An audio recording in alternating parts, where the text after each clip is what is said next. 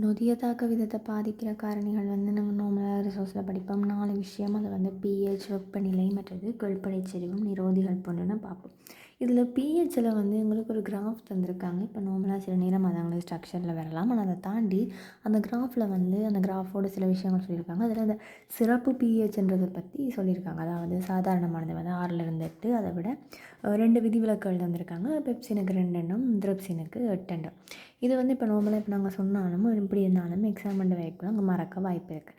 அப்போ இதை ஞாபகம் வச்சுருக்கிறதா ஒரு விஷயம் சொல்கிறேன். நார்மலாக pH என்ற ஒரு விஷயம் நாங்கள் பார்த்தாலே எங்களுக்கு நார்மலாக என்ன ஞாபகம் வரும், அது இந்த அமிலத்தன்மையாக, காரத்தன்மையாக, நடுநிலையானதாக, இதை பார்க்குறதுக்காண்டி தான் pHன்றது இருக்குது. அதுவும் பார்த்தோம்னு சொன்னால் pH நார்மலான நம்பர் 1லேருந்து 14 வரைக்கும் வரும். ஆனால் எங்களுக்கு இதில் எப்பயுமே தெரிஞ்ச ஒரு விஷயம், சில நேரம் எங்களுக்கு அமிலம் எந்த பக்கம், காரம் எந்த பக்கம், மூலம்ன்றது எந்த பக்கம்ன்றது கூட குழப்பி இருக்கும். ஆனால் எப்பயுமே எங்களுக்கு குழப்பாத விஷயம் நடுநிலை என்றது எந்த வேல்யூன்ற விஷயம். அதாவது எங்களுக்கு தெரியும் pH நடுநிலையில் இருக்கண்டா, அது எப்பயுமே என்ன இருக்க போகுது, 7 தான் நடுநிலையாக இருக்க போகுது. அது எங்களுக்கு எப்போவுமே மறக்காது. அப்படி இருக்கக்குள்ள நாங்கள் இப்போ இந்த நடுநிலை 7ன்ற விஷயத்தை வச்சுக்கொண்டு இந்த pH வீச்சு சம்மந்தப்பட்ட அந்த பெருமானங்களை நான் ஞாபகம் வச்சுக்கிறேன்னு பார்ப்போம். அப்போ நீங்கள் உங்களுக்கு சிறப்பு pHஐ மறந்துட்டீங்கன்னு சொன்னால் எப்பயுமே ஞாபகம் வச்சுக்கோங்க, நடுநிலை pHன்றது 7. அப்போ அதில் இருந்து உண்டை குறைச்ச பெருமானமும் உண்டை கூட்டின பெருமானமும் தான் அந்த pH வீச்சாக இருக்க போகுது. அதாவது 6 மற்றது 8. இவங்க தான் என்ன இருக்க போகிறாங்கன்னு சொன்னால் சாதாரண சிறப்பு pH வீச்சாக இருக்க போகுது. அதாவது பொதுவான, அது அநேகமானது நொதியங்கள்ட சிறப்பு pH வீச்சாக இருக்க போகுது.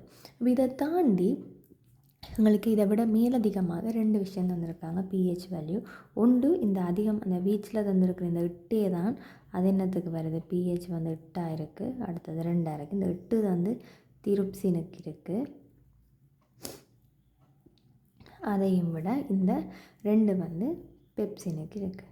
இதை நீங்கள் எப்படி ஞாபகம் வச்சுருக்கலாம்னா, நீங்கள் நார்மலாக 6லேருந்து 8 வீச்சுன்றது இதிலிருந்து இதை வச்சு நீங்கள் இதை அறிஞ்சிருப்பீங்க. அடுத்து ஞாபகம் வச்சுக்கோங்க, பின்னுக்கு இருந்ததுக்கு சரியா 8 இருந்ததுக்கு திரிப்சின் வரப்போகுது சரியா.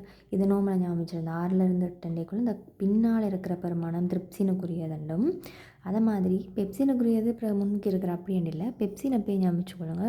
பெப்சின்ன்ற நொதியம் உங்களுக்கு தெரிஞ்சிருக்கும், அது அந்த பெருமானம் தான் மறந்துருக்கும். அதை எப்படி ஞாபகம் வச்சுக்கலாம்னா, பெப்சின்ன்றது 4 எழுத்துடைய வார்த்தை. அப்போ அவருடைய அரைவாசி பெருமானம் தான் இந்த pHனுடைய பெருமானமாக, பெப்சினுடைய pH பெருமானமாக இருக்கும். அப்போ நார்மலாக வீச்சு கட்ட 6லேருந்து 8, அதில் இந்த மேக்ஸிமம் தான் திரிப்சின்றதாக இருக்கும். அப்போ பெப்சின் எவ்வளவுன்னா இந்த எழுத்து எண்ணிக்கைகள அரைவாசி பெப்சினுக்குரிய pHஆக இருக்கும். ஆகவே இந்த சிறப்பு pH பொது அநேகமான நொதியங்களுக்கு 6 to 8, பெப்சினுக்கு 2, திரிப்சினுக்கு 8 என்றதை இதை வச்சு ஞாபகம் வச்சுருக்கலாம்.